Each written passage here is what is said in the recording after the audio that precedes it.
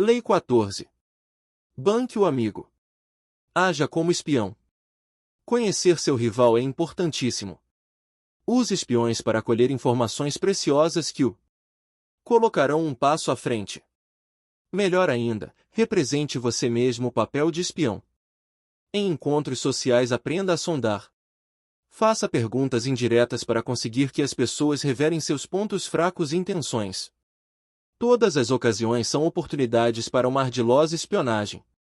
Assim é o poder da espionagem bem feita, faz você parecer onipotente, clarividente. Ó! Conhecimento que você tem da sua vítima pode também fazer você parecer encantador, capaz de prever tão bem os seus desejos. Ninguém vê a fonte do seu poder, e o que não se pode ver não se pode combater. Na esfera do poder, o seu objetivo é um certo grau de controle sobre acontecimentos futuros. Parte do seu problema, portanto, é que as pessoas não lhe dirão tudo o que pensam, sentem e planejam. Controlando o que dizem, elas quase sempre mantêm ocultas as partes mais críticas da sua personalidade, suas fraquezas, seus motivos secretos, suas obsessões. O resultado é que não se pode prever seus movimentos, e fica-se constantemente no escuro. O truque é achar um meio de sondá-las, descobrir seus segredos e intenções ocultas, sem deixar que saibam o que você está pretendendo fazer. Não é assim tão difícil como você pensa.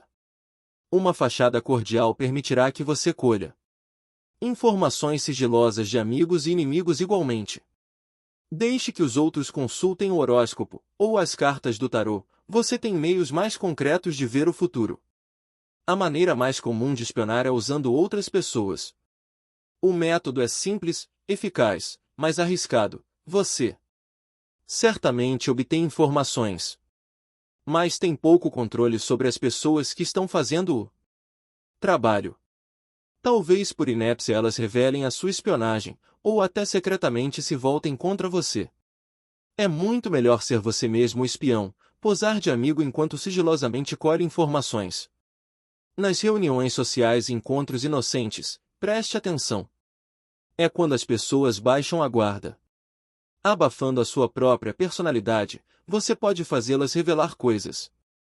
A vantagem da manobra é que elas confundirão o seu interesse com amizade, e você não só fica sabendo das coisas como conquista aliados. Não obstante, você deve praticar esta tática com prudência. Se as pessoas começarem a desconfiar de que você está extraindo delas segredos sob o disfarce de uma conversa, elas o evitarão terminantemente. Dê ênfase ao bate-papo amigo, não às informações preciosas. Sua busca de preciosidades não pode ser óbvia demais, ou suas sondagens revelarão mais sobre você mesmo e as suas intenções do que sobre o que você quer saber. Um truque para tentar a espionagem nos é dado por La Rochefoucauld, que escreveu: encontra-se a sinceridade em pouquíssimos homens, e com frequência ela é a mais esperta das artimanhas, se é sincero para atrair a confiança e obter os segredos do outro. Fingindo abrir o seu coração, você, em outras palavras, faz com que a outra pessoa se incline a revelar os seus próprios segredos. Faça-lhe uma confissão falsa e ela lhe fará uma verdadeira. Outro truque foi identificado pelo filósofo Arthur Schopenhauer, que sugeria veementemente contradizer a pessoa com quem você está conversando para irritá-la, até ela perder o controle do que está dizendo.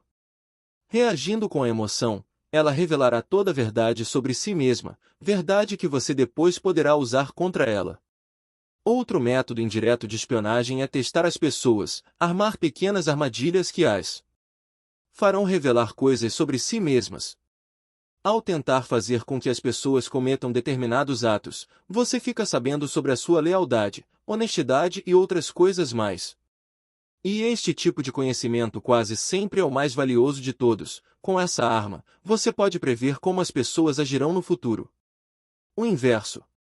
A informação é fundamental para o poder, mas, assim como você espiona os outros, deve se preparar para também ser espionado. Uma das armas mais eficazes na luta pelas informações, portanto, é divulgar informações falsas. Como disse Winston Churchill, a verdade é tão preciosa que deveria estar sempre escoltada por mentiras. Você deve se cercar desses guarda-costas para proteger a sua verdade. Divulgando as informações que você mesmo escolhe, o jogo está nas suas mãos. Divulgando informações falsas, portanto, você ganha uma enorme vantagem. Enquanto a espionagem dá a você um terceiro olho, a desinformação deixa o inimigo cego de um olho. Um ciclope, ele erra sempre o alvo. Ora, o que faz um soberano brilhante e um sábio general conquistarem sempre o inimigo, e suas realizações superarem as dos homens comuns, é a presciência da situação do inimigo. Essa presciência não vem dos espíritos, nem dos deuses, nem de uma analogia com acontecimentos passados, nem de cálculos astrológicos. Deve ser obtida de homens que conhecem a situação do inimigo, dos espiões. Sun Tzu, A Arte da Guerra, século IV a.C.